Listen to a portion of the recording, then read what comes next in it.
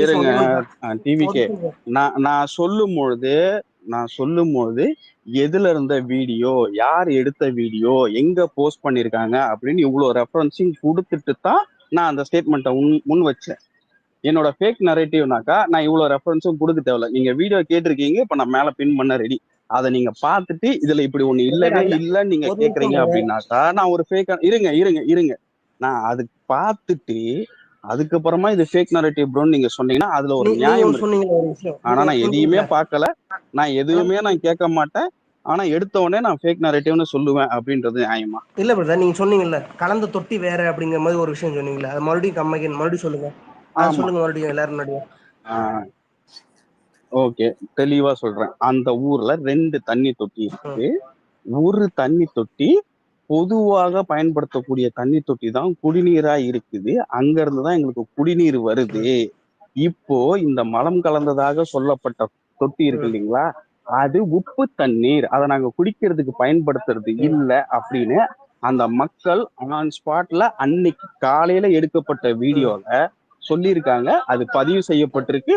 அது CPIM Tamil Nadu official YouTube சேனல்லையும் அவங்களுடைய பேஸ்புக் வலைத்தளத்திலையும் பதிவேற்றம் பண்ணியிருக்காங்க. அப்புறம் எப்படி பிரதர் அதை குடிச்ச அத்தனை பேத்துக்கு வந்து டிசென்ட்ரி போய் ப்ராப்ளம் ஹாஸ்பிட்டலைஸ்ட் ஆனாங்க? இது இப்படி ஒரு மெடிக்கல் ரிப்போர்ட்டை இன்னைக்கு டில் டேட் வரைக்கும் அந்த தண்ணியை குடிச்சதுனாலதான் இப்படி நடந்துச்சுன்னு டில் டேட் வரைக்கும் எந்த ஒரு மெடிக்கல் ரிப்போர்ட்டும் அந்த கேஸ சப்மிட் பண்ணவே படல. அது எப்படி சப்மிட் பண்ணுவாங்க? சிபிசிஐடி யாரோட கண்ட்ரோல்ல இருக்கு? ஏங்க சிபிசிஐடி பண்ண தேவையில்லைங்க, சிபிசிஐடி தேவையில்ல. இருங்க, சிபிசிஐடி பண்ண தேவையில்ல.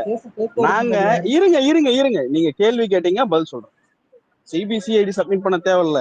ஆனா எதிர்த்தரப்புல இருந்து கேஸ் ஃபைல் பண்ணிருக்காங்க இல்லைங்களா, மருத்துவரின் அறிவுறுத்தின் பேரால் தான் நாங்க அந்த தண்ணியை போய் டெஸ்ட் பண்ணோம்னு சொன்னாங்க. அவங்க சப்மிட் பண்ணிருக்கலாமே, ஏன்னா அவங்களுக்கு ஆல்ரெடி மருத்துவர் தான் செக் பண்ண சொன்னாங்க, எல்லாம் பண்ணாங்கல்ல. யாரு வந்து சப்மிட் பண்ணுவா அதே சொல்லிருங்க. நீங்க சொல்லுங்க. இல்ல நீங்க தான் சொல்லுங்க. நீங்க தான் களத்துல இருந்தீங்க, அந்த அந்த டீமோட நீங்க கனெக்ஷன்ல இருந்தீங்க. இல்ல பிரதர், நீங்க தான் சொன்னீங்க அதை பத்தியான ஃபுல் அனலைஸ் பண்ணி வந்து நான் எல்லாமே ரைட் பண்ணிருக்கேன். இல்ல ப்ரோ, இப்ப நீங்க சொன்னீங்கல்ல, இல்ல ப்ரோ இப்ப நீங்க சொன்னீங்கல்ல இத குடிச்சதுனாலதான் அங்க இருக்கக்கூடிய மக்களுக்கு இந்த மாதிரியான உடல் உபாதைகள் வந்துச்சு அப்படின்னு நீங்க சொன்னீங்க இல்லைங்களா, அது எதன் அடிப்படையில் நீங்க சொன்னீங்க? சரி, அப்ப எதன் அடிப்படையில வந்து நீங்க தான் சொல்லணும். இல்ல எதன் அடிப்படையில நீங்க அதை சொன்னீங்க, எதன் அடிப்படையில நீங்க அதை சொன்னீங்க? கண்டாமினேட்டட் வாட்டர் குடிச்சதுனால வந்து ப்ராப்ளம் ஆச்சுங்கிறது வந்து ஒரு ஃபேக்ட். பட் வந்து இந்த தொட்டில இருந்து வந்துச்சுங்கிறது வந்து அது ஃபேக்ட்னா ப்ரோ, அது என்ன ப்ரோ ஃபேக்ட்? எப்படி ப்ரோ அது ஃபேக்ட் ஆச்சு? அந்த ஃபேக்ட் எங்க இருக்கு, யார் கொடுத்தா, அத பத்தி சொல்லுங்க. சரி, அப்ப எதனால வந்து அந்த மாதிரி ஆச்சு நீங்க சொல்லுங்க. நீங்க தான் சொல்லணும். ஒரு நிமிஷம் ப்ரோ, ஒன்றாக ஒரே செகண்ட் இருங்க. இல்ல டிவிக்கே ப்ரோ, ஒன்றாக வந்து 2 தொட்டி வேற வேறன்னு ஒரு கிளைம் வச்சு அந்த கிளைமுக்கான ப்ரூஃபா அவர் போட்டாரு. இப்போ நீங்க அந்த மலம் கலந்த தொட்டியை தான், அந்த தண்ணியை தான் குடிச்சதுனாலதான் அவங்களுக்கு இந்த உடல் உபாதைகள் வந்துச்சுன்னு நீங்க ஒரு கிளைம் வைக்கிறீங்கன்னா அதுக்கான பேர்டன் ஆஃப் ப்ரூஃபை நீங்க தான் பேர் பண்ணணும். நீங்க லீகல் ஜுடிஷியல் இருக்கீங்கன்னு சொல்றீங்க.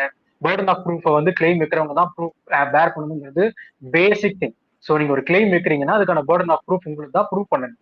மலம் கலந்த தண்ணீரை குடித்துதான் அவங்களுக்கான உடல் அப்படிங்கிற எந்த பேசிஸ்ல சொல்றீங்க, அதை மட்டும் கிளாரிஃபை.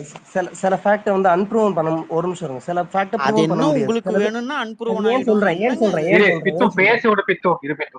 பேச விடாம இப்படி பேசணும் அப்படி ஒரு நிமிஷம். சில ஃபேக்ட் வந்து ப்ரூவன் பண்ண முடியாது, அது அன்ப்ரூவனாவே அன்சால்வ்டாவே இருக்கும். அது ஏன் அப்படின்னா இங்க சிபிசிஐடி தான் வந்து அதை டேக் ஓவர் பண்ணுச்சு. கிரைம் பிரான்ச்சோ வேற எந்த ஒரு விங்குமே அதை எடுக்கல. சிபிசிஐடி யாரோட கண்ட்ரோல் இருக்கு? State government. நீங்க சொல்றபடி அடுத்த டாக்டர், எந்த ஒரு டாக்டருமே அபிஷியலா சொல்லல அப்படின்றீங்க. அந்த டாக்டர் வந்து யார் முதல்ல நீங்க இது பண்ணுவா, ரெப்ரசென்ட் பண்ணுவா, சொல்லுங்க பாப்போம்.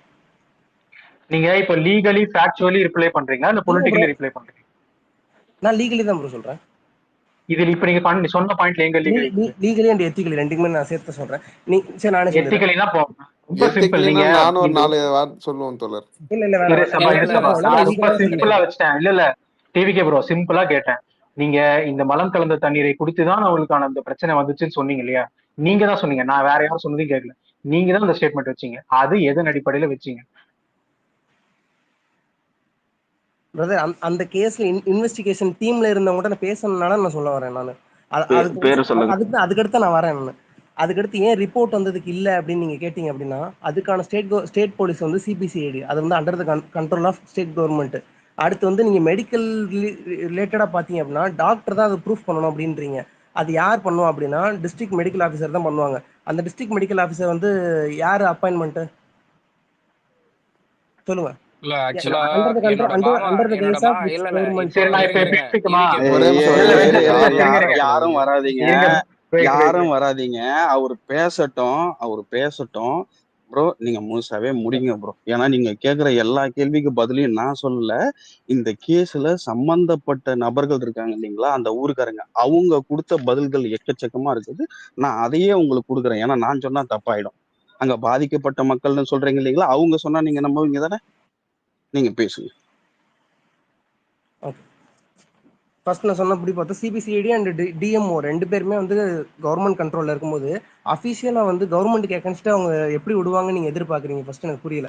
ரெண்டாவது வந்து அங்க உள்ள மக்களே பேசுவாங்க அப்படின்றீங்க. அப்படி அப்படி எத்தனை மக்கள் நீங்க பேசி பார்த்தீங்க? ஒரு ஒரு 2-3 பேரை இல்லைன்னா ஒரு 5 பேரை வந்து கூப்பிட்டு இந்த ஊர் மக்கள் அப்படின்னு சொல்லிட்டு அவங்கள பேச வைக்கிறது ரொம்ப ஈஸி. நீங்க அது எதன் அடிப்படையில வந்து தோழர் அந்த 5 பேர் தான் கான்ஸ்பிரசி வந்து வேணாம் தோழர், ஆதாரம். ப்ரோ, அதாவது அந்த ஊர்ல இருக்கிற யார வேணா கூப்பிட்டு உட்கார வச்சு பேச வைக்கலாம். இப்ப அந்த கேஸ ஒருத்தர் மேல எழுதிருக்காங்கல்ல, அவங்க அம்மா சொன்னா ஒத்துக்குவீங்களா?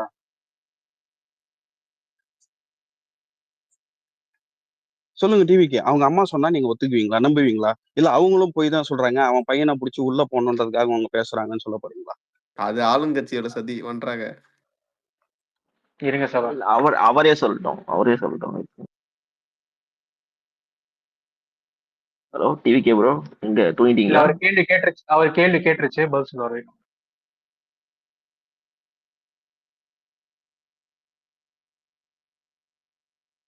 அந்த பையன் பேர் என்ன பண்றாங்க? முத்துவா? இல்ல இல்ல அந்த பையன், அவன் பேர் என்னம்மா, ஏதோ சம்திங் எஸ்எல் ஆரம்பிக்குமே, பேர் பேர் டக்குன்னு வந்து தொலைய மாட்டேங்குது. இந்த காலேஜ் ஸ்டூடெண்ட் ஒருத்தன் படிக்கிறானே, சுதர்ஷன். கனெக்டிங்ல போயிட்டாரு. வருவாரு. இப்ப வந்து என்ன சொல்ல போறாருன்னா அவங்க அம்மா திமுக சொல்ல போறாரு. அதுதான் வெயிட் பண்ணு. ரன்னிங் கமெண்ட்ரி கொடுக்கறவங்கலாம் கொஞ்சம் அமைதியா இருங்க. சும்மா இப்பதான் உங்க திறமையை காட்டுறீங்க. இது கொஞ்சம் சென்சிட்டிவான மேட்ரு. இதுல தயவு செய்து ரன்னிங் கமெண்ட் இதுல ஃபன்னே பண்ணக்கூடாது சபா. அது வந்து ரொம்ப முக்கியம். ஏன்னா வந்து இது ரொம்ப சென்சிட்டிவான கேஸ். ஓகேவா? இது ஃபன் பண்றது வேற கண்டென்ட் இருக்கு நமக்கு. இது விட்டுரு. ப்ரோ வந்துட்டாருங்க. டிவிகே ப்ரோ வந்துட்டீங்களா?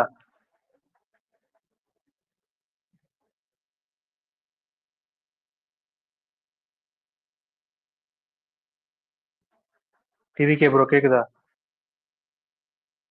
வரவே இல்லையா அவரு? எங்க வந்தாரு? இல்ல ஓகே சாரி. இல்ல வந்த மாதிரி காமிச்சது. அவர் வந்தாருன்னா சீக்கிரம் நான் பேசிட்டு போண்ட ரோட்ல சுத்தி நிக்கிறேன்டா.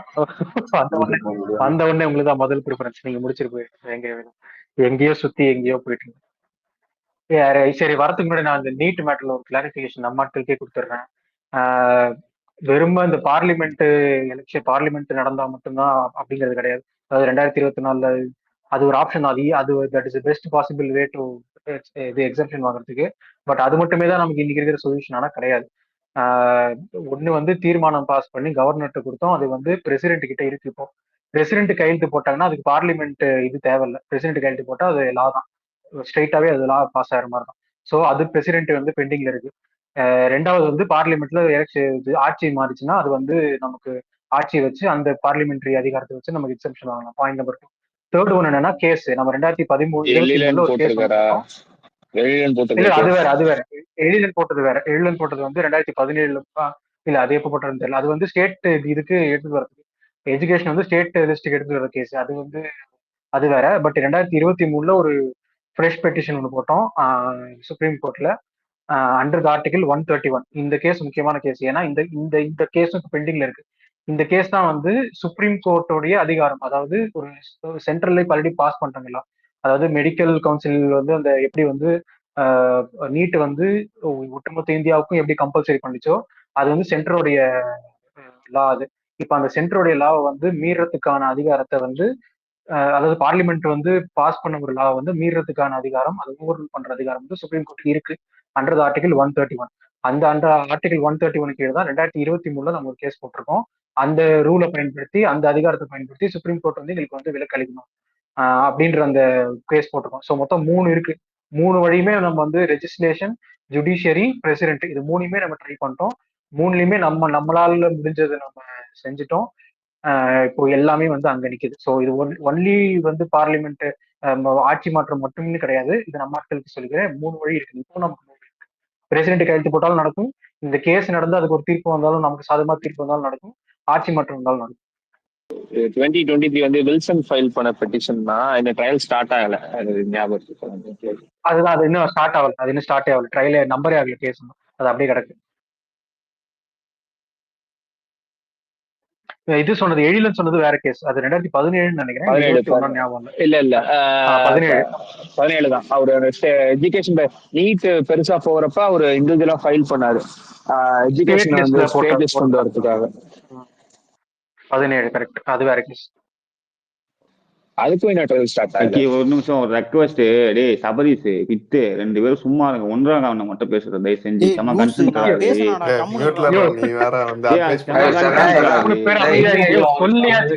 மதனே சொல்லியாச்சுன்னா, ஒருத்தர் சொல்லியாச்சுன்னா விட்டுரு மதனே. திரும்ப நீயே வந்து ரிப்பீட் பண்றாங்க. அது நாங்க சொல்லிட்டோம்ல, ரன்னிங் கமெண்ட்ரி வேணாம் சொல்லியாச்சு. அவ்வளவு நிப்பாட்டிட்டாங்க. அது மேல இவர் எங்க தல கீழே இருக்காரா இல்லையா? வீட்டுக்கு போயிட்டாரு. அவர் இல்லங்க. ப்ரோ மணி 12 தூங்கிட்டு இருப்பாருன்னு நினைக்கிறேன். பேச முடியும் ப்ரோ, அதுக்குதான். இல்ல ப்ரோ, நான் ஒரே ஒரு விஷயம் சொல்லிட்டு இறங்குறேன். அந்த அவர் வந்து 3வது ஒரு விஷயம் சொன்னாரு, இந்த என்இபி அப்புறம் 3 லாங்குவேஜ் பாலிசி பத்தி. அது வந்து நாங்க என்ன பண்ண முடியும், எங்களால ஒன்றும் பெருசா பண்ண முடியாதுன்ற மாதிரி பேசிட்டு இருந்தாரு கடைசியா. ஒன்றாக ப்ரோ கேட்டார்ல கேள்வி, மணிப்பூர் அப்புறமா வந்து பாத்தீங்கன்னா அந்த அருந்தியர் உள்ஒதுக்கீடு, அதுக்கப்புறம் இந்த 3 லாங்குவேஜ் பாலிசி, அதுக்கு வந்து ஒரு ஆக்டரா அவரால் என்ன பண்ண முடியும், நாங்க வந்து ஒரு அபிஷியல் கிடையாது, நாங்க என்ன பண்ண முடியும் அப்படின்ற மாதிரி ஒரு கொஸ்டின் தான் வச்சிருந்தாரு. அதாவது ஒரு சாதாரண ஒரு லெட்டர் பேட் கட்சி கூட அவங்க எதிர்ப்பை தெரிவிக்க முடியும். ஆனா அவங்க எதிர்ப்பு தெரிவிக்கிறத தாண்டி அதை நீர்த்து போக செஞ்சாங்க. எப்படின்னா, அது இன்னமும் புதுசா இப்பதான் கொண்டு வந்திருக்காங்க. இதுக்கு முன்னாடி வந்து இந்த மாதிரி ஒரு மொழி திணிப்பு, மும்மொழி கொள்கை அப்படின்ற பேர்ல இந்திய கொண்டாந்து திணிச்சாங்க. இப்பயும் அதான் பண்றாங்க. அது வந்து இதுக்கு முன்னாடி இல்லாதது போலையும், அது வெறும் நாடகம், ஒன்றிய அரசாங்கமும் மாநில அரசாங்கமும் வெறும் நாடகமா இருக்கு அப்படின்னு சொல்லி இது வந்து விஜய் பேசினது. இப்படி பேசி அந்த மும்மொழி கொள்கை திணிப்பு அப்படின்றத நீர்த்து போக செய்யற மாதிரிதான் அவரோட செயல்பாடு இருந்துச்சு. இதுதான் அவரோட ஸ்டேட்மெண்ட். இதுக்கான விளக்கம் கொஞ்சம் இப்ப இல்ல, எப்ப வந்தாலும் கொஞ்சம் நாளைக்கு வாங்கிக்கலாம். நான் சொல்லிட்டு தான் கிளம்புறேன். அவரு வருவாரான்னு எனக்கு தெரியல. இதுக்கப்புறம் உட்காந்துருக்கிறது 6 மணிக்கு தம்பி எடுத்துக்கலாம். இதுவுமே ஒரு சீரியஸான விஷயம் தான். ஏன்னா இதுக்கு வந்து ரொம்ப மக்கள் நிறைய பேர் வந்து இறந்துருக்காங்க, நிறைய பேர் வந்து தடியடிப்பட்டிருக்காங்க. இது வந்து ஒரு நாள்ல நடந்தது இல்ல. இருமா நான் அதை சொல்லிட்டு கிளம்பிடுமா. நினைக்கிறேன் சபாக்கு கேட்கல நினைக்கிறேன். பேசுங்க ஒன்றாக. சரி, ஓகே. அந்த தம்பி என்னன்னா, அனிதா அவர்கள் இறப்பாங்கன்னு தெரிஞ்சிருந்தா அப்படின்னா இவங்க என்ன நினைச்சிருக்காங்கன்னா, அந்த நீட் விவகாரத்துல அனிதான்னு ஒரு பொண்ணு மட்டும் தான் இறந்ததாக நினைச்சிட்டு இருக்காங்க. அனிதாவுக்கு முன்னாடியும் மக்கள் இருக்காங்க, பின்னாடியும் மக்கள் இருக்காங்க.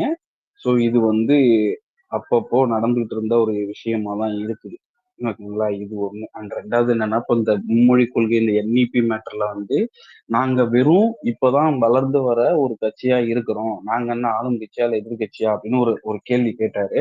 இப்ப எனக்கு என்ன புரியலன்னா, இதே அண்ணா யூனிவர்சிட்டி மேட்டர்ல வந்து இவங்க ஆளுங்கட்சியும் கிடையாது, எதிர்கட்சியும் கிடையாது, இறங்கி குறைஞ்சபட்சம் கையால எழுதின ஒரு துண்டு சீட்டை எல்லாருக்கிட்டையும் கொடுத்து பிரச்சாரம் பண்ண முடிஞ்ச இவங்களால இந்த என்இபி மேட்டர்லயோ இல்ல இந்த இந்தி திணிப்பு விஷயத்த குறித்து வந்து ஏன் பண்ண முடியல?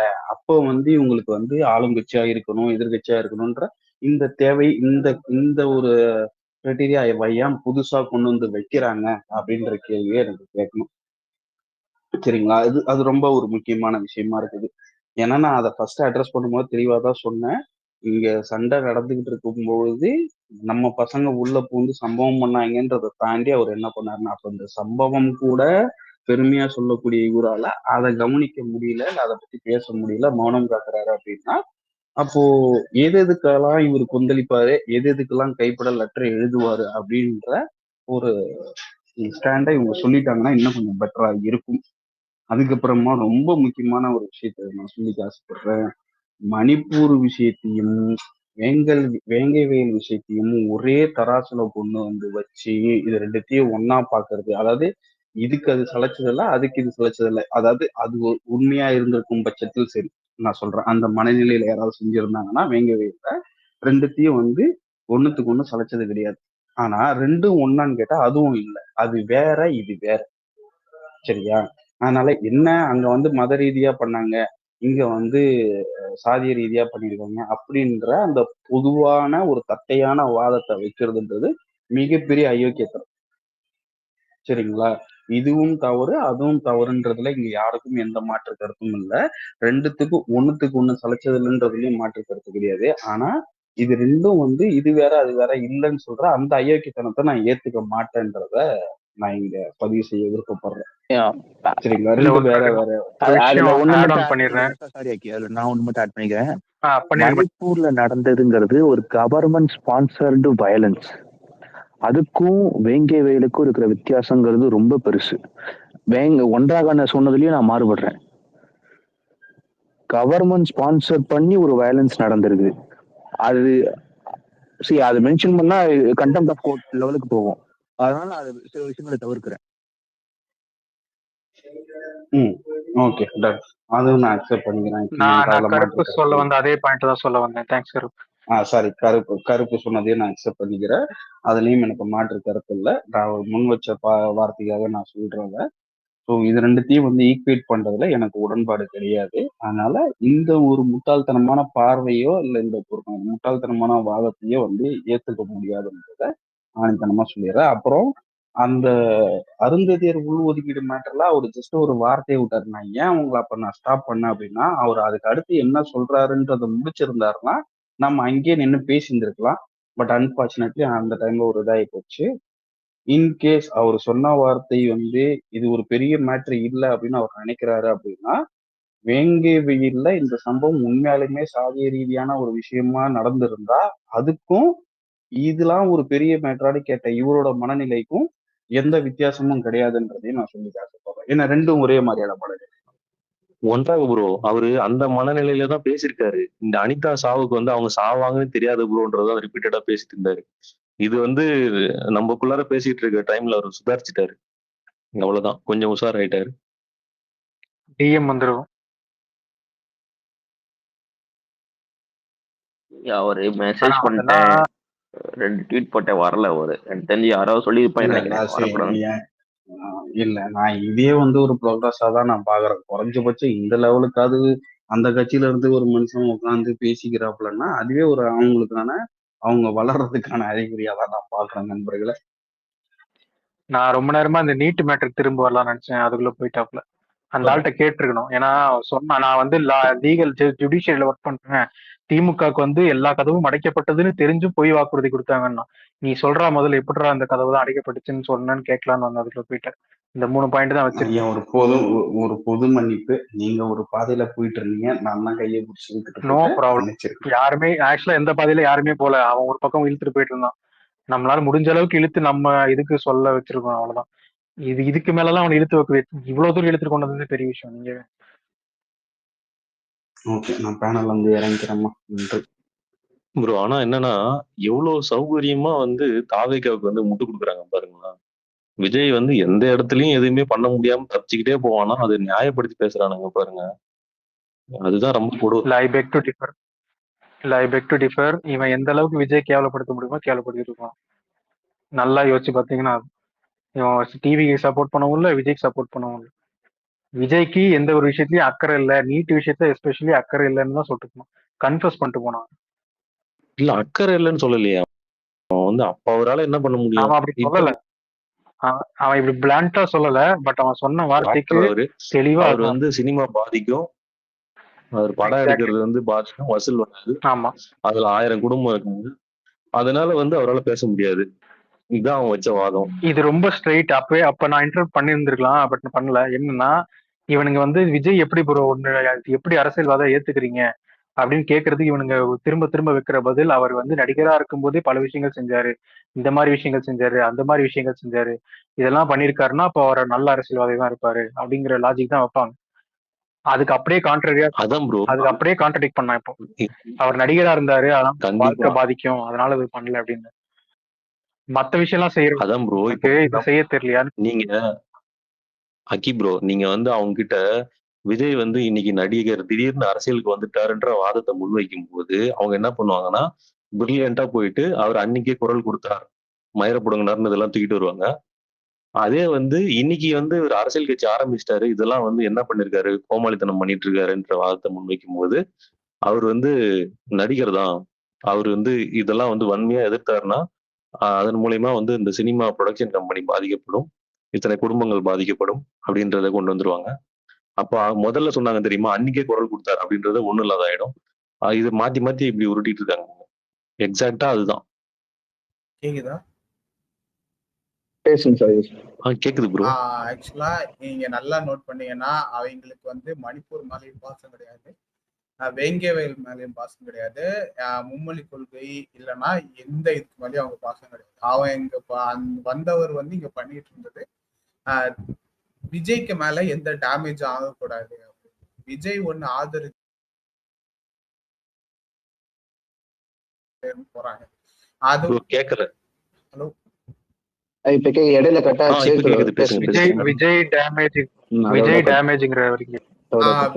விஜய்க்கு டேமேஜ் ஆகாம பாத்துக்கிறது தான் வந்து பேசுறாரு. விஜய் ஒண்ணு ஆதரிச்சா இவங்க ஆதரிக்கிறாங்க. விஜய் வந்து ஒண்ணு பேசாம இருந்துச்சுன்னா அவங்களுக்கு அது ஒரு இஷ்யூவே இல்லாம போகுது.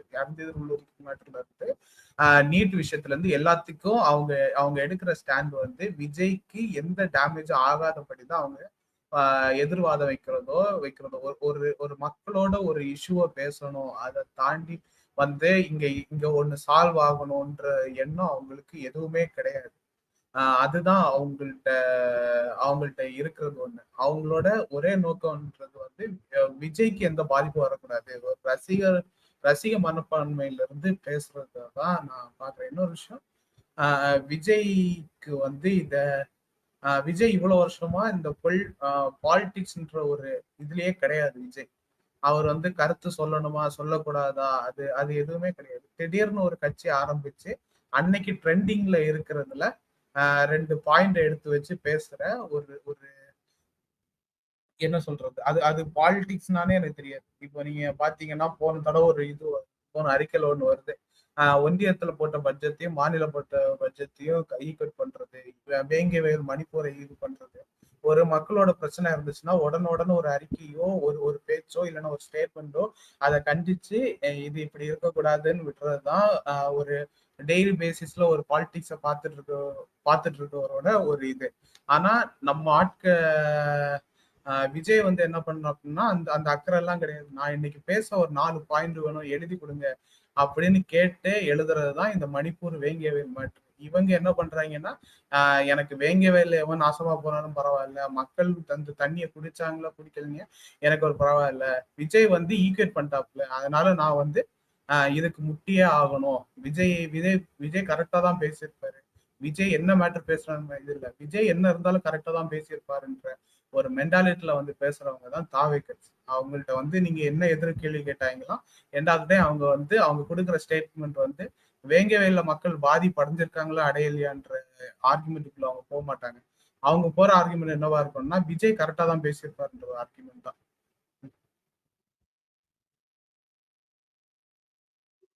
ப்ரோ அதை தாண்டி இங்க வந்து இன்னொரு பாலிடிக்ஸ் வந்து ரொம்ப நாளா போயிட்டு இருக்கு. அது வந்து திமுக எதிர்ப்பு. இப்போ விஜய் ரசிகர்களுக்கு வந்து திமுக எதிர்ப்புன்றதுக்கு முன்னாடி நீங்க எதை காம்ப்ரமைஸ் பண்ண சொன்னாலும் காம்ப்ரமைஸ் பண்ணிப்பாங்க. இப்போ தமிழ்நாட்டுல இந்தி திணிப்பு ஆதரிச்சு வந்து வடக்கன்ஸ் வந்து பதிவு போட்டாங்கன்னா அதுக்கு கீழே போய் திமுகவை நாங்க எதிர்க்கிறோம்னு கிக்கி புக்கி பண்ணுவாங்க. அது வந்து நம்ம மாநில உரிமையை அவன் ஏளனம் செஞ்சு பேசிக்கிட்டு இருக்கான்ற ஒரு அவேர்னஸ் கூட இல்லாம அவ்வளவு ஒரு அவங்களுக்கு திமுக எதிர்ப்பு ஒரு மேட்டர் கிடையாது. அவங்களுக்கு நாளைக்கே வந்து விஜய் நம்ம கூட கூட்டணி வச்சா என்ன, திமுகவை வந்து திமுக எதிர்த்து இப்ப கூட்டி வச்சுட்டேன் நான் எல்லாம் விலக போறேன்னா போவாங்க, அது கிடையாது. திரும்பவும் விஜய் பேசினதான் கரெக்ட்னு வருவாங்க. நாளைக்கு அவன் பிஜேபி கூட கூட்டணி வச்சா பிஜேபி கூட எப்படி விஜய் போகலாம் அப்படின்னு நினைக்க போறாங்க, அதுவும் கிடையாது. விஜய் எடுத்த முடிவு கரெக்டா தான் இருக்கும். தளபதி எடுத்தது அவருக்கு எல்லாமும் தெரிஞ்சிருக்கும்ன்ற முடிவுல கூட போவாங்க. அவங்களுக்கு அரசியல்ல எந்த ஸ்டாண்டுமே கிடையாது. ஒரே ஸ்டாண்டு வந்து விஜய் வந்து தப்பா பேசியிருக்க மாட்டாரு, என் தலைவன் கரெக்டா தான் பேசியிருப்பான், அதுக்கு நான் முட்டு கொடுப்பேன்ற ஒரு ஸ்டாண்டு தான் மொத்த இது விஜய் ஃபேன்ஸ் தாவேக்காவோட ஸ்டாண்டு. அதை தாண்டி அவங்களுக்கு அரசியல் இல்லை. இது வரைக்கும் அவங்க எந்த அரசியலும் பண்ணதும் கிடையாது.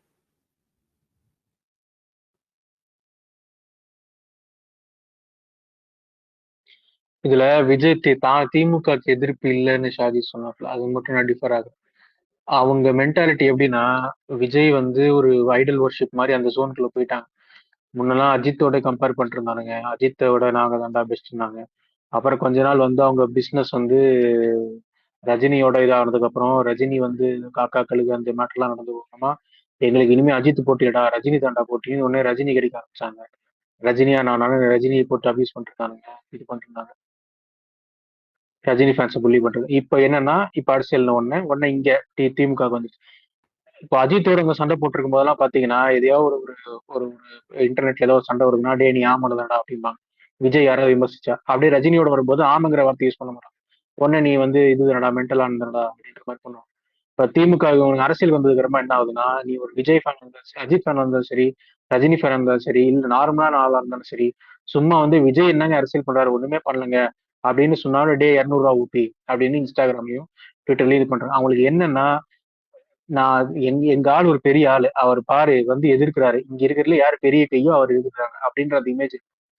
தமிழ்நாடு பொறுத்த வரைக்கும் பெரிய கை திமுக ஆட்சியில இருக்கு, பெரிய மக்கள் சப்போர்ட்டோட இருக்கு. இப்ப எங்க ஆள் வந்தாருன்னா திமுக தான் எதிரி. நீங்க சீமான் திட்டினாலும் சரி, அண்ணாமலை திட்டினாலும் சரி, ஒரு நாள் வந்து அதுக்கு ரியாக்ட் பண்ணுவாங்க. அடுத்து முடிச்சுட்டு ப்ரோ நம்ம டைவர்ட் ஆகக்கூடாது, நம்ம எதிரி திமுக தான் ப்ரோ அப்படின்ட்டு போயிடும். ஓகேவா? இப்போ வந்து இவங்க நாளைக்கே வந்து திமுகவோட இந்தியா அலையன்ஸ்ல வந்து ஜாயின் ஆகும். இன்ஃபேக்ட் ஒரு டெக்னிக்கலி வச்சுக்கோங்க, ஒரு சாரி ஹைப்போதெட்டிக்கலி வச்சுக்கோங்களேன், வராங்கன்னு கூட வச்சுக்கோங்களேன். அப்படி வந்தா கூட என்ன பண்ணுவாங்கன்னா, இவங்களால அதை அக்செப்ட் பண்ணிக்க முடியாது. என்ன அக்செப்ட் பண்ணிக்க முடியாதுன்னா, இங்கே இன்னொரு பார்ட்டி விஜயோட ஹையர் அப்பர் ஹேண்ட்ல இருக்கு, டிஎம்கேங்கிற பார்ட்டி அப்பர் ஹேண்ட்ல இருக்கு அப்படிங்கிற இந்த இதெல்லாம் எடுத்துக்க மாட்டாங்க. அங்கேயும் போயிட்டு என்ன பண்ணுவாங்கன்னா, இப்போ நீ இந்தியா அலையன்ஸ்லாம் வேணாம், நம்ம மோடியை எதிர்ப்போம், நம்ம பார்லிமெண்ட் எலெக்ஷன்ல மோடியவே நாங்க தான் எதிர்க்கிறோம், திமுக எல்லாம் எதிர்க்கவே இல்லை, மோடி தான் எங்களுக்கு. அப்ப நீங்க வேணா ஒருத்த விமர்சனம் பண்ணா டே நீ சங்கீத நடாத மாட்டேன், 200 அப்படின்னு திட்டுறதுக்கு பதிலாக சங்கீத நடம் திட்டிட்டு இருக்கோம். இது ஒரு மென்டல் ஒரு சுச்சுவேஷன். அதனால இது அவன் அன்னைக்கு தேதிக்கு யார் வந்து ஏற்கனவே இல்ல இங்க நான் இதை மட்டும் சொல்லிடுறேன்.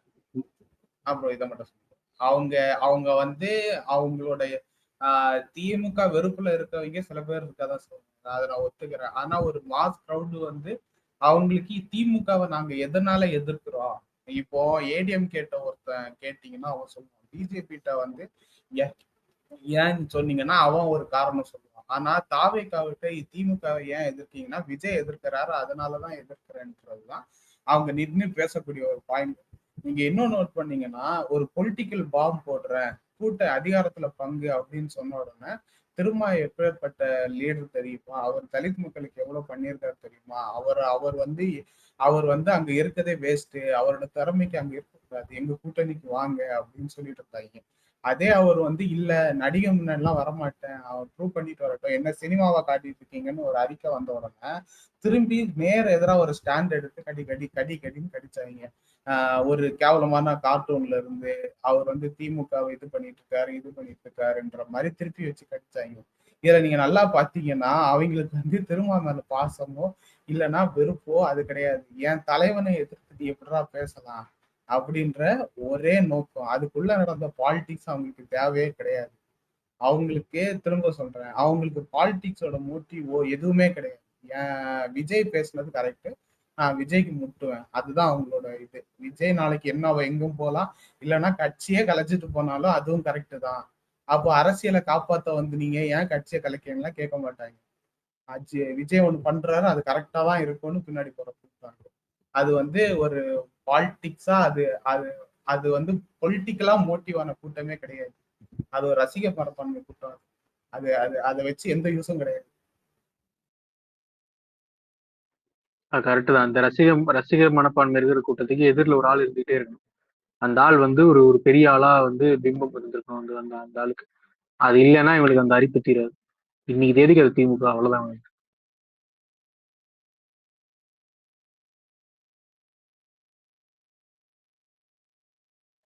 சித்து இருக்கியா, தூங்கிட்டியா? இருக்கேன். சரி, நான் 1 மணி வரைக்கும் இருக்கேன், முடிச்சுட்டு. சரி, க்ளோஸ் பண்ணிக்கிறேன்னா நடுவுல வந்து ஓகே. கை காட்டின மாதிரி தெரிஞ்சு ப்ரோ, நீங்க எதனா பேச வரீங்களா? நாங்க அப்படியே மறிச்சு பேசிக்கிட்டே வந்துட்டோம் ரொம்ப நேரம். யாரு? எமினம். இல்ல. ஸ்பீக்கர்ல இருக்கிற மாதிரி இருக்காரு. எமினம் இருக்காரு. எமினம் ஏதாவது பேசணுமா? எனக்கு ஒண்ணும் இல்லை, நான் படிச்சேன். Okay right. அவன் அடுத்த வாட்டி வந்தான்னா வரும்போது ஃபர்ஸ்ட் நான் பேசுறேன் ப்ளீஸ். எனக்கு வந்து ரொம்ப காண்டா இருந்தது எனக்கு அவங்கள்ட்ட பேசுறது. இல்ல ப்ரோ, அவன் ரொம்ப நெக்கலா பேசினுக்கிறான் ப்ரோ. ஆரம்பத்துல இருந்தே எனக்கு சரி திட்டினா போயிடுவான்னா அந்த நீங்க சொன்ன எல்லா மேட்டர்லயும் இந்த அருந்ததி ஒதுக்கீடு எனக்கு ரொம்ப ட்ரிகராகி ரொம்ப நேரம் உட்காந்து அதுலதான். அது ஒரு மேட்டரா ப்ரோன்ட்டா ஸ்ட்ரெயிட்டாவே. மத்ததெல்லாம் கூட அவன் எப்படி எப்படியோ உருட்டினான், இதை ஸ்ட்ரெயிட்டா சொன்னான்டா. சொன்னான் ப்ரோ, ஆனா சுதாரிச்சுட்டான். அது வந்து ரொம்ப சொன்ன வந்தான். ஆக்சுவலா அது ஒரு மேட்டரான்னு தெரியல, அது அப்படின்னு ஒரு மாதிரி சமாளிச்சாரு ப்ரோ. ஆனா வந்து கடைசி வரைக்கும் அந்த ஸ்டேட்மெண்ட்டை விட்டு கொடுக்கவே இல்லை. அனிதா நமக்கு இல்ல, நமக்கு ஏத்த பீஸ் கீழே இருக்குது பாரு. ஒண்ணு இது வந்திருக்கு பாரு. பாண்டி மேல வாடா பாண்டி, என்கிட்ட ஒரு 4 கேள்வி இருக்குது. வா, நான் உன்னை திட்டலாம் மாட்டேன், நீ என்ன திட்டாத. போயிட்டானா? சரியா, அவன் போயிட்டானா போலாம் மாட்டான். டேய் வேணாம், எனக்கு அந்த இரு பாண்டி, நீ அவ்வளவு ரோசப்பட்டு போயிட்டு அதர் லிஸ்னர்தான் உட்கார்ந்து இருப்ப. வா, நீ வா, மேல வா. நம்ம ஒரு 4 கேள்வி நீயே என்ன கேளு, ஓகேவா? என்ன எனக்கு தூக்கம் தெளிஞ்சிச்சு உன்னை பார்த்த உடனே. இல்ல, நான் எமினத்துக்கு ஒரே கேள்வி, உனக்கு தூக்கம் வருதா இல்லையா ப்ரோ? எனக்கு வருது. வருதா? பாண்டி நீ தனியா பாண்டி ஸ்பேஸ் போடு பாண்டி, நான் வரேன். நீ மியூட் கூட அடிக்கலாம், என்ன தைரியமா போடு, வரேன். அதேதான் எமினம் ப்ரோ. இவ்வளவு நேரம் வந்து ஒரு சில விஷயங்கள்லாம் பேசியிருந்தோம். அவன் வந்தானா அதெல்லாம் வந்து கஜடாவா ஆயிடும். அந்த மாதிரியான நபர் அவன். அதனால அதை அப்படியே விட்டுருங்க. நீங்க வேணா முடிஞ்சா அவனை வந்து கிளப் ஹவுஸ் கடத்துங்க. நான் யாரையுமே கிளப் ஹவுஸ் எல்லாம் கடத்தக்கூடாது. நம்ம ட்விட்டர்ல பேசுறதுதான் பெஸ்ட். ஆளே இல்லாம அங்க. சரி, ஓகே. நன்றி நண்பர்களே. நானும் சபாவும் ஒரு ஃபன்னா ஆரம்பிச்சோம். நல்லபடியா ஒரு நல்ல டிஸ்கஷனா போச்சு. நான் ஒரு நல்ல விஷயமா ஒரு என்ன சொல்ற நீட்டை பத்தியும் சரி, அந்த டிவிகே பத்தியும் மக்கள் கீழே கேட்டுட்டு இருந்தவங்களுக்கு நல்லா புரிஞ்சிருக்கும். ஸோ கலந்து கொண்ட அனைவருக்கும் நன்றி, வணக்கம். ஜில்லாகுமார், ஒரே நிமிஷம்டா ப்ரோ. ஜில்லாகுமார் ப்ரோ, உங்க பேர் சூப்பரா இருக்குது ப்ரோ. நீ வரியா ப்ரோ? கடைசியா ஒரே ஒரு வாட்டி ஒரு பாய் மட்டும் சொல்லிட்டு போறோம் மேல வந்து. எனக்கு உன் பேர் நிஜமாலே ரொம்ப பிடிச்சிக்குது, ஜில்லாகுமார். எதுவும் ஆமா, அது சூப்பரா இருக்குது. ஜிஏ செம்மையாகுது ப்ரோ. ஒரே ஒரு வாட்டி மேல வந்து ஓகே பாயின்னு மட்டும் சொல்லுங்க, நாங்க அப்படியே ஸ்பேஸ் முடிச்சுக்கிறோம். கேள்வி எல்லாம் எதுவுமே கிடையாது. அவருக்கு இன்வைட் கொடுறேன். ஆமா, கேள்வி எல்லாம் கேட்கலாம். அந்த பெயரை பாராட்டி உங்களுக்கு ஒரு சோப்பு டப்பா கொடுக்குறேன், வாங்க. No questions. நான் வரறா. எமினம் உங்க ஃப்ரெண்டு வந்திருக்காரு திரும்ப. யாரு? பாண்டி வந்துக்கிறானா? பாண்டி பாண்டிமா கம்ம இல்ல, எனக்கு காட்டலையே. இருக்காரு, லிசனர்ல இருக்காரு. இன்வைட் கூட உங்களுக்கு அந்த ஐடியில இருக்கானா? பிரியங்கா ஐடியில இருக்கான். நேத்து இவன் கையில மச்சான், அவன் நேத்து செம்ம ஃபன் பண்ணாக்கி என்ன தெரியுமா பண்ணா? இவன் அந்த அறம் பேசுபவன் இருப்பான் தெரியுமா, பாமகக்காரன். அவன் ஸ்பேஸ்ல ஏறி உட்காந்துக்கினேன். இவன் வந்து ஒரு வினவு ஆர்டிகல் எடுத்து போடுறான். ஒரு டிபேட் போகுது 2 பேருக்குள்ள. வினவு ஆர்டிகல் எடுத்து போடுறான். வினவு ஆர்டிகலை அந்த தண்டத்துக்கு அது தெரியாம, இது விசிகா ஆர்டிகல், நீ ஏன்டா ஏன்டா வினவு எங்கடா விசிகா? இந்த நாய்க்கு அதுவே பேச தெரியாம நேத்து அவன்கிட்ட அடி வாங்கின அசிங்கமா வந்தான்டா. இதுல உட்காந்து ட்ரிகர் பண்றது. என்னது கருணாநிதியா? வினம் உங்களைதான் சொல்றாரு, வா வா போடாம. பரவாயில்ல, நான் வினவெல்லாம் படிக்கிறேன். மச்சான் ஒரு நிமிஷம். அவன் வினவை எடுத்துன்னு வந்தான். அவன் படிக்கலாம் இல்ல, அவன் பச்சை நல்லா தெரிஞ்சிருக்கான் அது யாரு நடத்துறான்னு. இது கையில எடுத்ததை தவிர்த்து படிக்கல. சொல்றா. இல்ல, அதுல பியூட்டி என்னன்னா, டிவிகே பாண்டியன்னு டிவிகேல சேர்த்திக்க மாட்டானுங்க, சேனாபதியை பிஜேபியில சேர்த்திக்க மாட்டானுங்க. பாவம், வேற ஸ்பேஸே இல்ல. இவன் நேத்து பேசினே இருந்தானா பட்டுன்னு. அவன் பேர் என்ன? ஒருத்தன் வருவான் தெரியுமா, டி நகர்ல 2 வீடு, வெஸ்ட் மாம்பழம். இவன் நம்ம இது டுமில் குப்பம் வவாலு. டுமில வந்தோடனே டேய் பாண்டி ஐயா பையா அப்படின்ட்டான். என்ன டேய் என்னடா பட்டுன்னு இப்படி சொல்லிட்டு ஏன்டா திட்டுறான்னா திட்டினே இருக்கான். அந்த நாய் இருக்கிற இடத்துல நான் இருக்க மாட்டேன், அந்த இந்த பையனை இறக்கி விடுன்றான். எனக்கு ஒரு மாதிரி படபடன்னு ஆயிடுச்சு. இல்ல எமினம் அவன் மட்டும் கிடையாது, அந்த அந்த இது பார்ட்டில சப்போர்ட் பண்ற யாருமே பாண்டி எடுக்கிறத யோசிப்பாங்க, யாரும் சேர்த்துக்க மாட்டாங்க, என்னன்னே தெரியல. டேய் பாண்டி, உன்னை ஒரு உயிரா மதிக்கிறது நான் தான், மத்தவங்களாம் உன்னை மயிரா கூட மதிக்க மாட்டாங்கடா. வாடா மேல வாடா, நான் உனக்கு இன்வைட் கொடுக்குறேன்.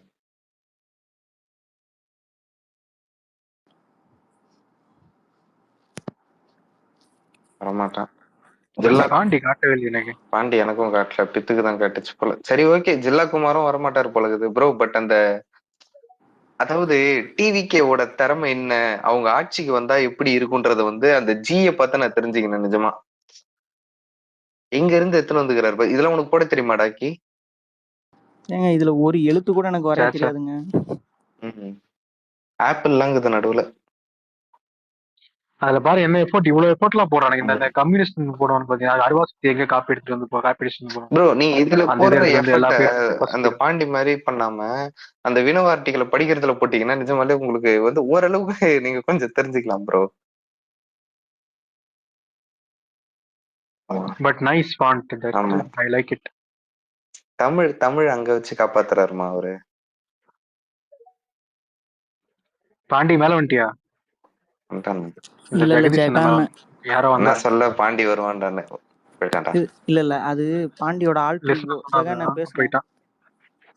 டிவிகே பத்தி தப்பா பேசுறீங்களா? டிவிகே பத்தி எல்லாம் தப்பா பேசுறீங்க. நாங்க விஜய் தான் அசிங்கமா பேசலாம். கட்சியை பத்தி ஒன்றும் பேசல. கட்சியை பத்தி பேசல, விஜய் தான் அசிங்கமா கேட்டோம். பாருங்க, விஜய் பத்தி பேசுறதுக்கு ஒரே நிமிஷம். விஜய் பத்தி பேசுறதுக்கு விஜய் பத்தி பேச விஜய் ஒரு ஆளே கிடையாது. பாண்டிய பத்தி பேசலாம். விஜய் விட எனக்கு தெரிஞ்சு Pandi is a better person to talk about. இத பாண்டி ஒண்ணு இரு இல்ல கிளம்பு. எதுக்கு மேல வந்துட்டு உள்ள வெளியே போற? இல்ல அவன் அத்தனை வேஷம் போட்டான். பொண்ணு ஐடி ஓபன் பண்ணிட்டான், பசங்க ஐடி, கிழமை ஐடி, கெழுவி ஐடி, குழந்தை ஐடி, இப்ப அதெல்லாம் போய் டிவிகே ஐடி வந்துட்டான். இதுல வந்து இருக்கிற கட்சி எல்லா கட்சி மாதிரியும் வேஷம் போட்டுட்டு அதெல்லாம் தாண்டி டிவிகே ஐடியில வந்து உட்காந்துருக்கான் பாருங்க. எவ்வளவு மனங்கட்ட பையனா இருக்கான் பாருங்க Pandi. Okay, thanks for declining. நான் க்ளோஸ் பண்றேன் ஃப்ரெண்ட்ஸ். போலாம், பொறுமையா போலாம். மேல பேசணும் ஆசைப்பட்டீங்கன்னா பேச முடியாது, ஏன்னா நான் எண்ட் பண்ண போறேன். பாவம் பித்துல 10 மணி தூங்குறாள். ஒரு நான் பேந்தருக்கு இன்பாக்ஸ் பண்ணிட்டேன், சும்மா அவரை லாக் பண்ணி. Okay friends, thank you. வேற ஒரு டிவிகேக்காரனால இவ்வளவு நேரம் முழிச்சிட்டு இருந்தா இப்ப இன்னொரு டிவிகேக்காரன் வந்திருக்கான்ல. இது நீ இருனே நீ அண்ணா உங்களுக்கு பகல்